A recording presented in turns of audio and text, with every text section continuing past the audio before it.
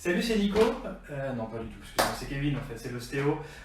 Aujourd'hui, on va discuter de quelque chose tous les deux avec Nico qui est juste derrière la caméra. C'est effectivement de comment est-ce qu'on fait pour améliorer ses douleurs, mais sur la longue durée. Donc, moi, en tant qu'ostéopathe, je suis plutôt là pour essayer de soulager une douleur dans l'instant T. Je vais avoir des outils pour justement essayer de t'améliorer, donc avec des étirements. Et puis après, on va surtout avoir d'autres outils que Nico connaît très bien, et c'est de ça dont on va parler aujourd'hui, c'est le renforcement musculaire.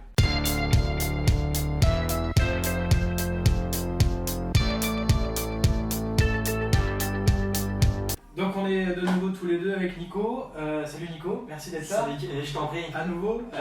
Donc aujourd'hui ça change un petit peu, c'est moi qui pose les questions et c'est toi qui réponds. Et donc première question, effectivement, comment est-ce que tu conseilles d'organiser une séance de renforcement musculaire? Alors si c'est une séance de renforcement musculaire, on va dire classique, basique, moi je préconise toujours évidemment de commencer par un échauffement. Et ensuite après on travaille les grands groupes musculaires et puis au fur et à mesure que la séance avance, en tout cas d'un point de vue général, on va finir par les plus petits muscles. Par exemple, des exercices qui sollicitent plusieurs articulations, comme par exemple le squat, donc triple articulation hanche, genou, cheville. Puis quand on avance au fur et à mesure dans la séance, puisqu'on a moins d'énergie, moins de jus, on finit après par des exercices qu'on appelle mono-articulaires, parce qu'une seule articulation, par exemple, si je prends les biceps, en flexion de coude. Après, tout dépend du type de séance que tu veux faire. Ok. Et donc, deuxième question. Combien de séances par semaine il est intéressant de faire pour voir une amélioration, une évolution? À savoir qu'aujourd'hui, le thème n'est pas de prendre de la masse, mais de recommencer à avoir des muscles efficaces. Au moins 2 séances par semaine, on les espace de quelques jours pour laisser le muscle se reposer, mais on peut très bien passer après sur 3, 4, 5 séances. Après, ça dépend du niveau de la forme de chacun, du stress de chacun, comment on récupère l'effort, comment on gère sa vie, son mode de vie, est-ce qu'on dort bien, est-ce qu'on a beaucoup de travail, charge mentale, enfin bref, ça dépend aussi de plein de facteurs. Mais au moins 2 par semaine, ça me paraît quand même le strict minimum, et on peut aller jusqu'à 5 si on veut, si on est en forme, si le corps l'encaisse, sans que ça, de l'autre côté, en fait, si tu veux, ça rajoute du mauvais stress. Ok, très bien. Et alors, donc, pour être encore un peu plus précis, comment est-ce que tu construis une séance? Combien de répétitions, combien de mouvements? Qu'est-ce qui est admis de manière générale pour faire une séance qui soit intéressante et donc aussi pas dangereuse pour soi?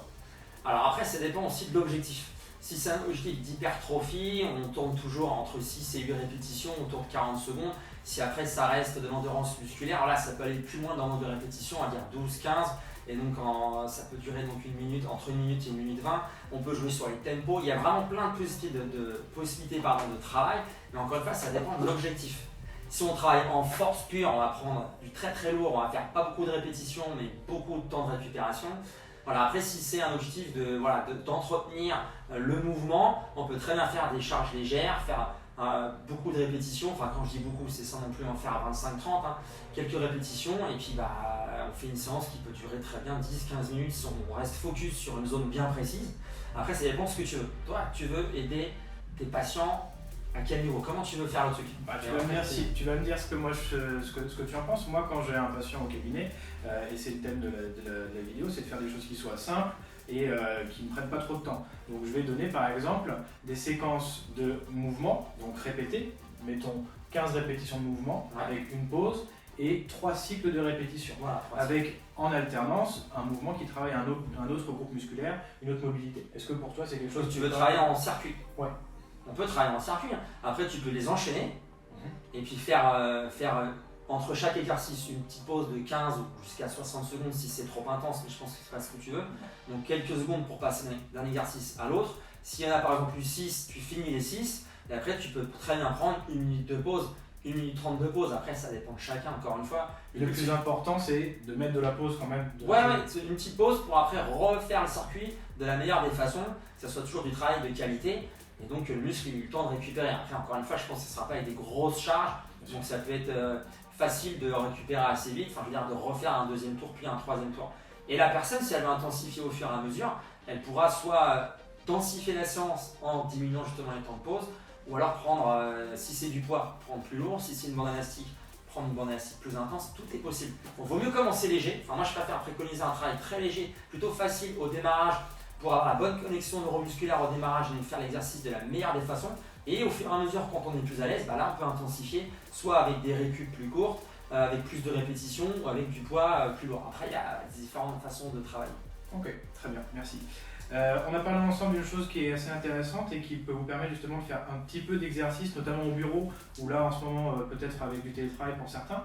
Est-ce que tu peux nous montrer de la routine que tu peux mettre en place au bureau? Une petite routine bureau, ouais, alors il y a une petite routine bureau que je trouve assez sympa. Donc voilà, on est sur sa chaise, on recule de sa chaise, très bien. Premier exercice qui peut être intéressant, c'est donc déjà de caler les mains au niveau des genoux et puis de se redresser en tirant sur les genoux, donc de mettre les épaules en arrière et vers le bas, donc vers la colonne. Hop, je tire sur les épaules, je me grandis bien, on peut même accentuer le dos rond et hop, je me redresse. Ça peut être intéressant, pareil, d'en faire 8, 10, 12. Autre chose qui est intéressant, c'est de travailler les rotations. Donc, j'ai les yeux sur la paume de main, l'autre main elle est vers le sol. Et quand je tourne la tête, je tourne les paumes de main. Et donc de tourner les mains, tac, à chaque fois que je regarde, d'un côté j'ai les yeux sur la paume de main. Donc ça c'est intéressant comme deuxième exercice, j'en donner juste 2 autres en plus. C'est de caler les coudes comme si j'étais contre un mur et juste de bouger, comme ça faire des petites rotations externes. Pourquoi? Parce qu'on peut peut-être être amené avec la position du bureau, l'ordinateur, à être un petit peu les épaules enroulées. Donc voilà, je m'auto-grandis et je mets les épaules par derrière, je fais une rotation externe. Et puis on peut très bien aussi faire des petits mouvements comme ça où je me grandis là, je fais des cercles avec les bras, toujours en cherchant là, à bouger, à mobiliser un maximum parce que quand on est assis, on peut être tout le temps dans la même position et c'est souvent ça, d'être dans la même position longtemps prolongée qui peut créer à terme des petites douleurs. Super, merci Nico. Donc voilà déjà un petit enchaînement très simple qui avec la répétition va réchauffer vos muscles et déjà donc les faire fonctionner et les améliorer en termes de contraction.